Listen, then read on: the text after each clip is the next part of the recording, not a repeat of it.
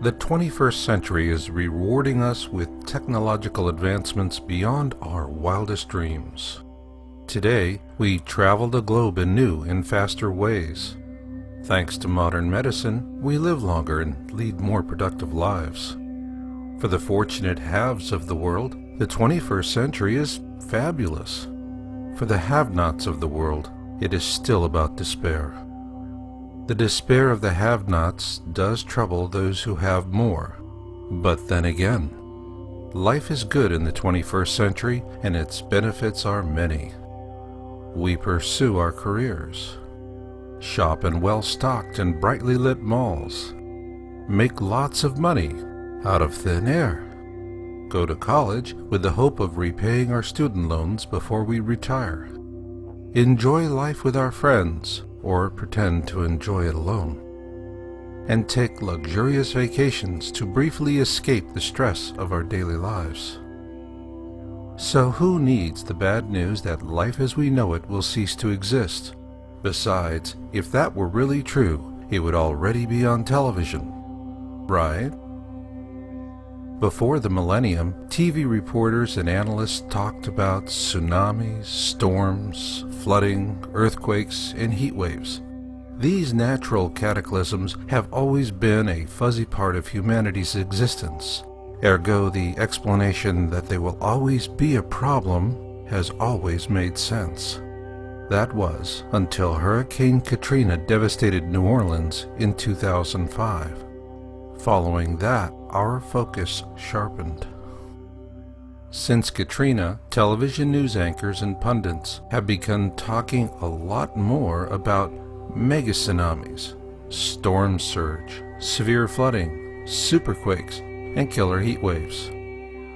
Where in the world did all these new superlatives come from, and how did they creep into the vernacular without causing a panic?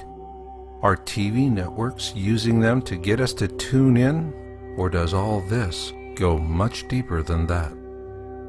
After the tragic loss of life resulting from the Sumatra superquake and tsunami in December 2004, more precautionary tsunami warnings are being issued after every large earthquake than ever before. Worldwide droughts are placing hardships on man and beast alike, as once productive farmlands are now being lost at a staggering rate. Likewise, a growing number of cities are adopting strict water rationing measures to conserve their shrinking reservoirs. Our forests are also starved for water and now being consumed by uncontrollable fires. Some are so vast in scale, their smoke trails blanket multi-state regions. For Americans, the months of August and September have always been about last-minute summer vacations and getting the kids back into school. Now it's about getting out of harm's way should another Katrina-class hurricane make landfall. While the violence of these storms may be brief, recovering from the damage they cause can take years, if not decades. For those spared the grief of being in harm's way, it is a sad thing to witness. Those who do find themselves in harm's way usually suffer what they refer to as hell on earth, one replete with great outpourings of national sympathy and many broken promises of assistance. Even for those out of harm's way, there will be the economic consequences.